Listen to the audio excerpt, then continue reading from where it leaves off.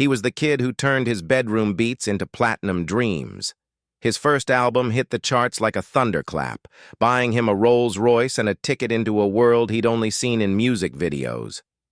But fame has a shadow, and the second album, meant to make him a legend, dragged him into a spiral of parties, pressure, and pills.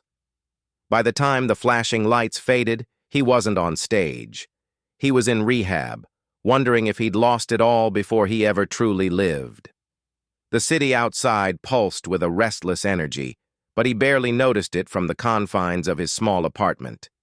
His world was a single dimly lit room where the glow of a computer screen and a tangle of wires served as his sun and stars. He spent hours hunched over his setup, headphones clamped tightly, fingers moving mechanically over a MIDI keyboard, tapping out rhythms that echoed his heartbeat. The air was thick with the smell of stale coffee and energy drinks, the carpet littered with crumpled sheets of paper filled with half-finished lyrics and scattered chord ideas. Night bled into morning without distinction, the passage of time marked only by the soft hum of the refrigerator and the occasional rumble of a passing car. His parents had long since given up on convincing him to keep a normal schedule. His mother would leave plates of food outside his door, the contents often cold by the time he emerged to retrieve them, and his father had resigned himself to shaking his head in quiet disapproval. Still, none of that mattered to him. Music was the only thing that felt real, the only thing that made sense in a world that often felt indifferent to his existence. He was 19, broke, and nearly invisible to everyone except the few online strangers who occasionally left comments on his uploads. In that room, however, he felt powerful. The walls seemed to vibrate with possibility as he pieced together beats, layering drum samples over soft melodies, building tiny universes one loop at a time. He would experiment relentlessly, pushing sounds until they cracked and distorted, chasing that perfect moment when a track came alive and gave him chills. Sometimes he wondered if the city could feel it too, if someone walking the streets below could sense the electric energy of his creation. He lived for those moments of accidental magic, the sudden rush of inspiration when everything clicked and the world seemed to narrow down to a single perfect rhythm. When he finally uploaded his first track, he had no expectations. It was a quiet Tuesday night, the city wrapped in a cocoon of neon and rain, and he sat at his desk staring at the progress bar as it climbed toward completion. The track was raw and imperfect, stitched together from sleepless hours and a kind of naive belief that maybe, just maybe, someone would hear what he felt. He refreshed the page constantly, watching the single-digit play count flicker and change, each tiny number sparking a pulse of validation. One play became 3, then 10, then 30. A comment appeared, short but electric in its impact. "This is fire." He read it again and again, unable to suppress the grin spreading across his face. It was then that he began to dream in sharper colors. He bought a second-hand notebook and filled it with ideas for future songs, snippets of lyrics scribbled in the margins, and lists of goals he wasn't sure he would ever reach. He wanted to release a full album one day, to hear his music spilling from car speakers, to step on a stage and feel the vibration of a crowd chanting his name. He stayed up later and later, chasing that high, until sleep became a distant memory. The quiet hours of early morning became his sanctuary, the world outside asleep while he built a life inside his head that felt bigger than anything reality had to offer. Isolation became both his prison and his cocoon. He skipped gatherings, let texts go unanswered, and let birthdays pass unnoticed. Friends drifted away, unable to reach him through the walls he had built around his obsession. It didn't matter. The music was enough. When he closed his eyes, he could see it. Himself under the lights, the crowd moving as one, the rhythm of his songs thrumming through their chests. In the stillness of his apartment, with only the distant hum of traffic for company, he whispered promises to himself that he would make it, that one day he would trade these four walls for a world that finally saw him. Each track he created felt like a stepping stone, carrying him across the vast, uncertain gap between anonymity and recognition. He learned to ignore the gnawing doubt that sometimes crept in during the long, empty nights. He told himself that the late hours, the hunger, the isolation, all of it would be worth it when the world finally listened. In that room, surrounded by wires and screens and the raw pulse of his ambition, he was building a life in secret, one beat at a time.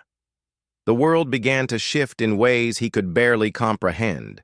It started with a single track, an experimental piece he had uploaded to a small streaming platform late one night, thinking nothing would come of it. Days later, his notifications were buzzing with messages from people he had never met, praising the song's haunting melody and unique production. He watched the play count climb into the thousands, then the tens of thousands, and soon the numbers were surreal, detached from the reality of his small, dim apartment. For the first time, he felt like the invisible life he had led was cracking open, spilling into the wider world.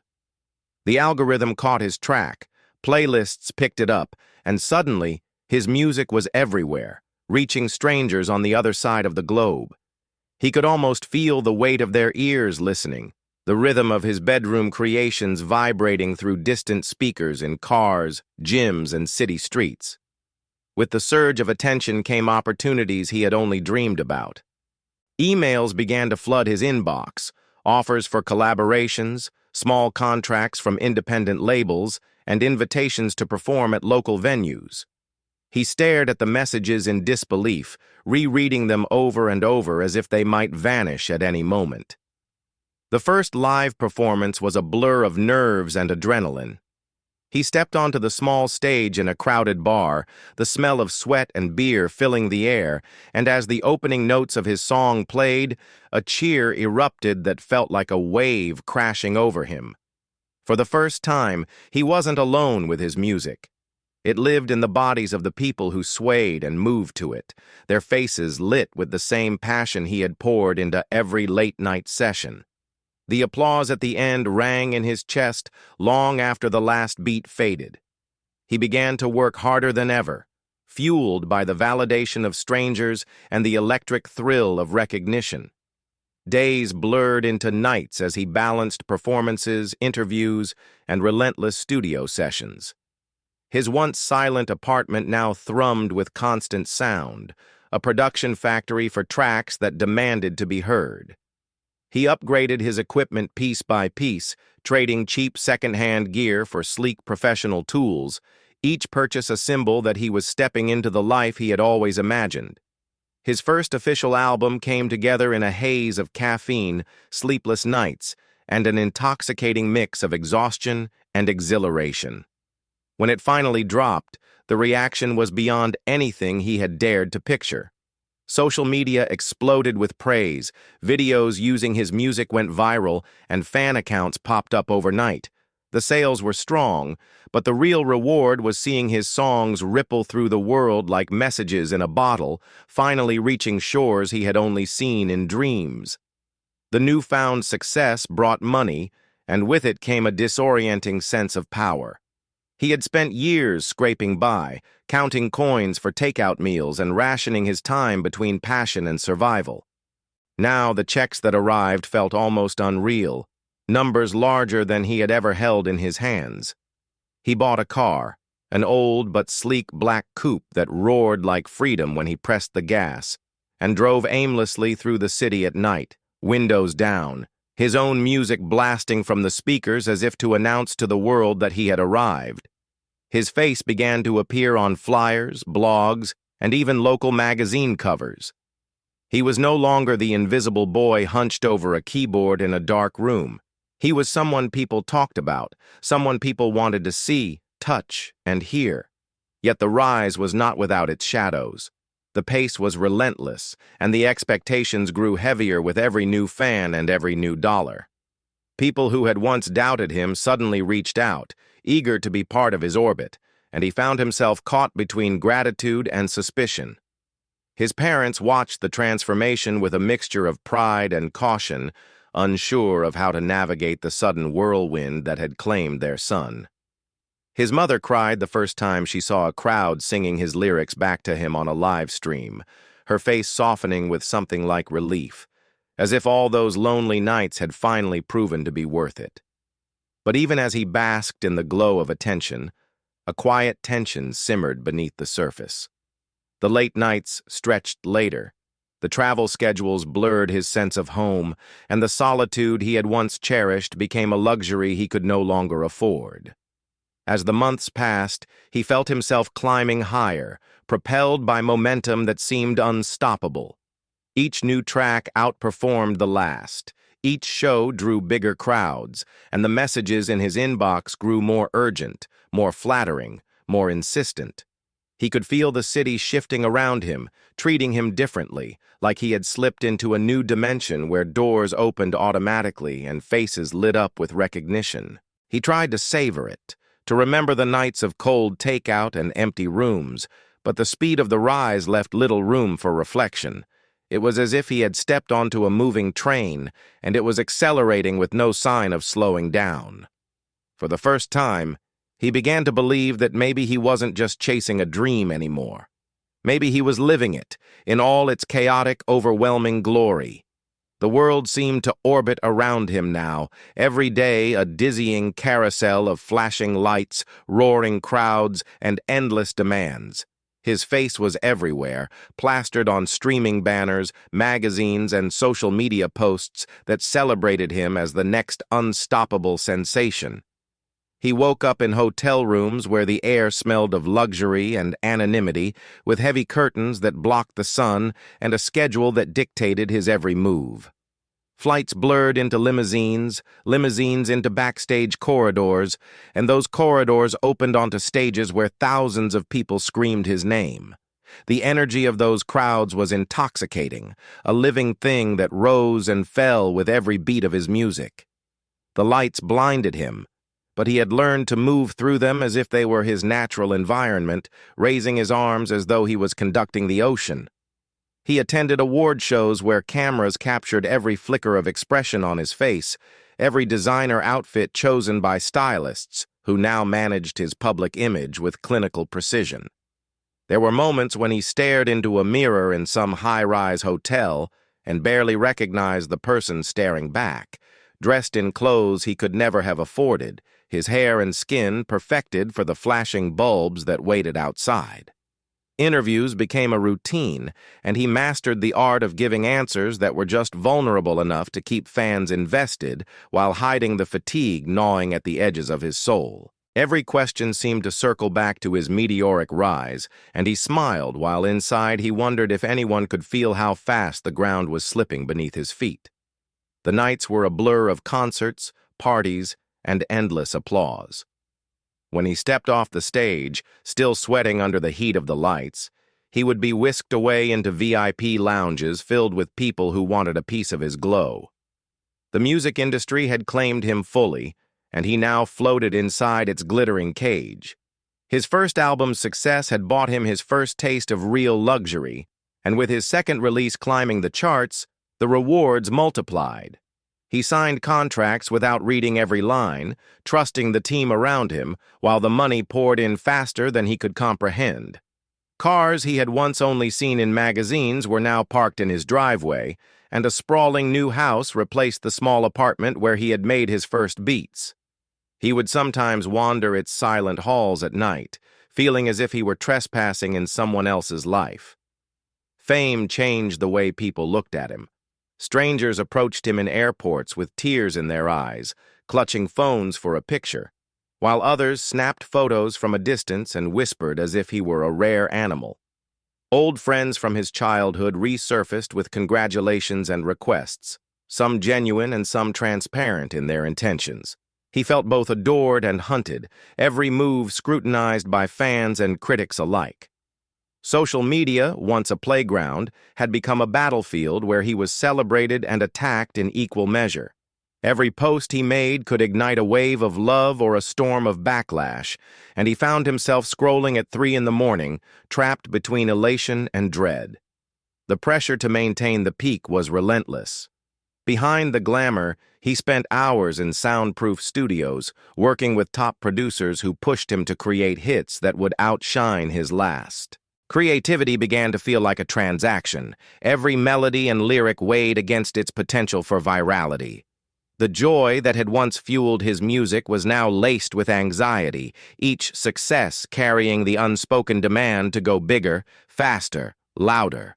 Sleep became rare, meals irregular, and the line between stage persona and self blurred until he wasn't sure where one ended and the other began. The people closest to him noticed the change, but the machinery of fame had little patience for reflection. He began to move through life as if he were underwater, every sound distorted, every motion heavy. The roar of the crowd that had once electrified him started to feel overwhelming, and he would retreat to hotel balconies at night, staring out at cities that shimmered like distant galaxies. The applause echoed in his mind long after the music ended, mixing with the ringing silence of solitude. He had reached the summit he had once only fantasized about, and yet, standing in the blinding spotlight, he felt a hollow ache that no trophy or car or cheering fan could fill. The first signs that something was unraveling appeared quietly, almost imperceptibly, like small cracks in an otherwise perfect glass. He began canceling appearances, first a minor radio interview, then a late-night show, each absence explained away by his team with vague mentions of exhaustion or scheduling conflicts. Behind closed doors, the truth was far heavier. He woke up each day in a fog, staring at ceilings he barely recognized, in cities he could hardly name, the glamour that once thrilled him now feeling suffocating. The noise of fame had grown too loud to bear, every notification, every flashing camera, every insincere handshake pressing down on him like an invisible weight. He felt as if he were living inside a cage made of light and sound, with no door and no silence. The parties that had once seemed exciting now felt like endless repetitions of the same empty scene. Music pulsed through clubs where faces blurred together, where everyone smiled too widely and laughed too loudly, and he often slipped away unnoticed, retreating to bathrooms or fire escapes just to breathe. Sleep became his only refuge, but even there he found no real escape, haunted by half-remembered melodies and the pressure of expectation. There were mornings he would stay in bed for hours, phone in hand, scrolling past the headlines about himself without reading them, knowing that each new article chipped away at the fragile image he could no longer maintain. The people around him started to notice his withdrawal. Calls from his manager went unanswered for longer stretches, and friends who once had easy access to him were left waiting outside locked doors. His once vibrant social media accounts fell silent, a digital ghost town where fans speculated endlessly about his absence. Some believed he was in the studio working on a secret project, while others whispered about burnout, feuds, and breakdowns. The truth was simpler and sadder. He was disappearing into himself, retreating from the world piece by piece. Eventually, he left the city entirely. Without fanfare or formal announcements, he slipped out of the mansion that had felt more like a museum than a home, leaving behind racks of designer clothes and walls of platinum records that no longer brought joy. He drove for hours with no destination in mind, letting the highway stretch out before him as if the motion itself could shake loose the weight in his chest. He ended up in a small coastal town, far from the flashing cameras and the industry's relentless demands. There, he rented a modest house where the sea breeze replaced the smell of stage smoke, and the only lights at night came from the moon and the distant glow of fishing boats. Days passed in an unmarked rhythm. He walked along the shore, feeling the sand under his feet and the water cold against his skin, as if nature itself were slowly stitching together the frayed edges of his mind. He cooked simple meals, slept when he was tired, and sat in silence long enough to hear his own thoughts again. For the first time in years, there was no one knocking, no one watching, no one demanding anything of him. But with the peace came a creeping unease, the sense that the world was moving on without him. Fans began to lose patience, and the industry that had once celebrated him as a golden child was already searching for the next sensation. His name began to fade from trending lists, replaced by newer, louder voices. In that quiet isolation, he confronted the hollow space that fame had carved inside him. The house became a sanctuary and a mirror, forcing him to see the person he had become, exhausted, disoriented, and disconnected from the music that had once been his lifeline. He tried to write again, but the melodies came slowly, hesitant and fragile, as if they too had been scarred by the relentless machine of success. Weeks turned into months, and though he had vanished from public view, the absence itself became a story. Rumors multiplied, tabloids speculated about addiction, bankruptcy, and scandal, each headline another reminder that disappearing did not mean being forgotten. He rarely ventured into town, but when he did, he moved like a shadow, sunglasses pulled low, hoodie up, avoiding eye contact with the rare passerby who seemed to recognize him. He felt the strange duality of wanting to be invisible and yet still craving to be seen, to be understood without judgment. On some nights, he sat on the porch of his small house, listening to the waves and the wind, wondering if he had already said goodbye to the life he once dreamed of, or if he was simply pausing before a transformation he could not yet imagine. His disappearance was not dramatic, not punctuated by a single explosive event, but by a slow and deliberate surrender to silence. In that absence, he shed the layers of the persona that had consumed him, unsure if the world would ever welcome him back, or if he would even want it to. The first hint of his return began not with a grand announcement, but with a quiet stirring, a restless energy that had been dormant for months. In the small coastal house where he had hidden from the world, he woke one morning with a strange clarity, the sound of the waves outside blending with a melody that rose unbidden in his mind. It was not a full song yet, only fragments of chords and rhythms, but it felt alive in a way he had not felt in years. He sat by the window with his old guitar, fingers tentative on the strings, and let the music flow without judgment, without the weight of expectation. Each note was a thread pulling him back to the person he once was, the boy who had started making music in his bedroom with nothing but a dream. In the days that followed, he found himself drawn to music with a hunger that felt almost physical. He scribbled lyrics on scraps of paper, on napkins, on the backs of old receipts, as if afraid that the words would vanish if he did not capture them immediately. The melodies were softer than his previous hits, raw and unpolished, but they carried a truth he had been missing. Slowly, the fog that had wrapped itself around him began to lift. He walked through town more often, the sun warming his face, the sea air filling his lungs, and he began to feel the pulse of life returning. The decision to come back to the world of music was not sudden. It crept up on him like a tide, impossible to ignore. One evening, he dusted off the small recording setup he had packed away and started laying down tracks, just for himself. The process felt unfamiliar yet comforting, a private ritual where he could reconnect with his art without the shadow of fame. As the songs took shape, he realized he was no longer writing for charts or critics or stadiums. He was writing to survive, to reclaim the part of himself that fame had buried. News of his return began as whispers. A grainy photo surfaced online of him walking along the shore, guitar case in hand, sparking a wave of speculation.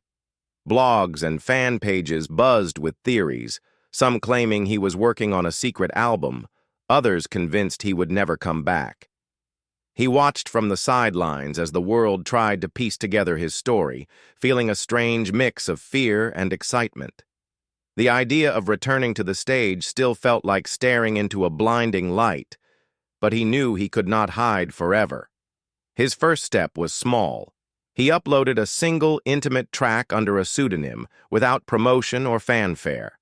The song spread like wildfire, carried by word of mouth and the keen ears of loyal fans who recognized the unmistakable soul behind the music.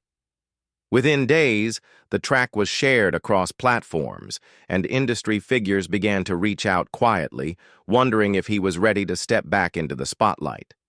He ignored most of the messages, focusing instead on finishing a handful of songs that felt like a reflection of who he had become.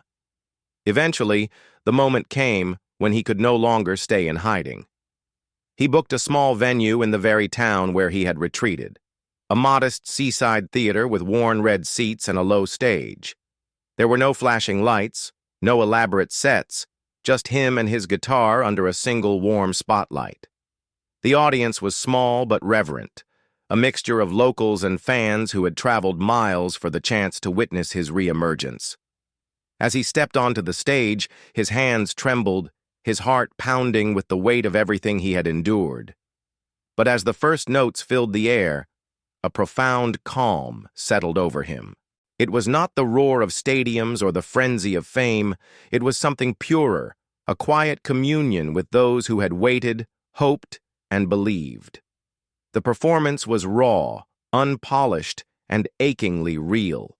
He sang not as the untouchable star he had once been, but as a man who had stumbled and disappeared and somehow found his way back. The audience listened in silence, some with tears in their eyes, as if they could hear every mile of the journey in his voice. By the time he finished, he knew that the return was not about reclaiming his old life, but about beginning a new one, built on truth instead of illusion. In the weeks after that performance, his name began to surface again in headlines, but this time the tone was different. There were no whispers of scandal or speculation, only a collective sense of awe at his resilience. He began to rebuild his career slowly, on his own terms, refusing the relentless machine that had once chewed him up. Interviews were rare and carefully chosen, each one a chance to share his story honestly rather than perform a persona. The music, above all, became his anchor, a testament to the fact that even after the world forgets, even after one disappears, it is still possible to return. The finale of his story unfolded not with sudden fireworks or grand gestures, but with a quiet gravity that carried the weight of everything he had endured. Months after his hesitant return to music, the ripples of his reappearance had turned into waves, and the world was ready to see him again, not as the reckless star who had burned too brightly, but as a man who had fallen, disappeared, and rebuilt himself from fragments. A major festival invited him to perform as the closing act, a symbolic full-circle moment that he initially hesitated to accept. The memory of bright lights, deafening cheers, and the suffocating pressure of expectation still haunted him. Yet something deep inside told him that this was the moment his journey had been leading to. The day of the performance arrived with a strange serenity. He woke early in the small cottage that had become his sanctuary, the air heavy with salt and the distant sound of waves. He brewed coffee and watched the morning sun cut across the ocean, the light trembling on the surface like a reflection of his own uncertainty. His old guitar leaned against the wall, scuffed and worn, a silent witness to every chapter of his life. He ran his fingers along its strings one last time before packing it into its case, feeling a quiet gratitude for the music that had carried him through his darkest nights. As he arrived at the festival grounds, the noise of the crowd in the distance was a low hum, not yet overwhelming but alive with anticipation. He could see massive screens and endless fields of people stretching toward the horizon, a sight that once would have filled him with adrenaline and ego, but now felt like a test of his own resolve. Backstage, the familiar chaos of last-minute sound checks and rushing crew members swirled around him, yet he moved through it with an almost meditative calm. He no longer needed the validation that had once driven him to exhaustion. He was here to share something real, not to prove he was untouchable.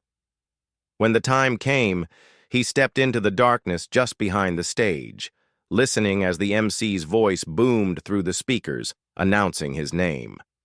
A roar erupted from the crowd, a tidal wave of sound that sent a shiver up his spine. He took a deep breath and walked into the light. For a moment, the sight before him was overwhelming.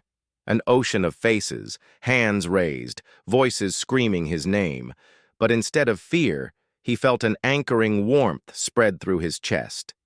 He greeted them not with words, but with the first strum of his guitar, and the music flowed out like a confession, raw and unpolished, yet stronger than anything he had performed before. Each song was a piece of his story, and he played them as if he were stitching together the fragments of his own soul. The crowd seemed to understand, swaying and singing along where they could, silent when the songs grew quiet and introspective. He could see tears in some faces, smiles in others, and he realized that this was the connection he had been chasing all along. Not the fleeting high of charts and awards, but the deep and human bond that only honesty could create. By the time he reached his final song, the sun had fully set, and the stage lights bathed him in gold and crimson, like the closing scene of a film he had been writing with his life.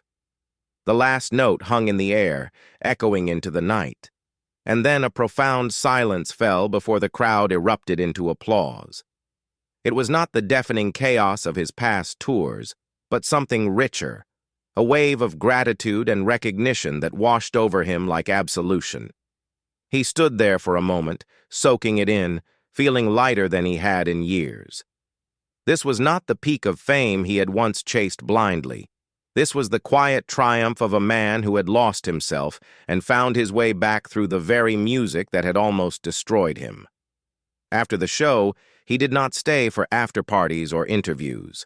He slipped away into the night, returning to the simple life he had built for himself. In the weeks that followed, he continued to create, but without the crushing urgency of the past. His songs now belonged to a world he could face without fear, and he carried the knowledge that success was no longer a cage, but a choice. He had closed a chapter that had once seemed destined to end in tragedy, and opened another defined not by fame, but by freedom. In that quiet acceptance, he finally understood that his finale was not an ending at all, but the beginning of a life that was fully his own.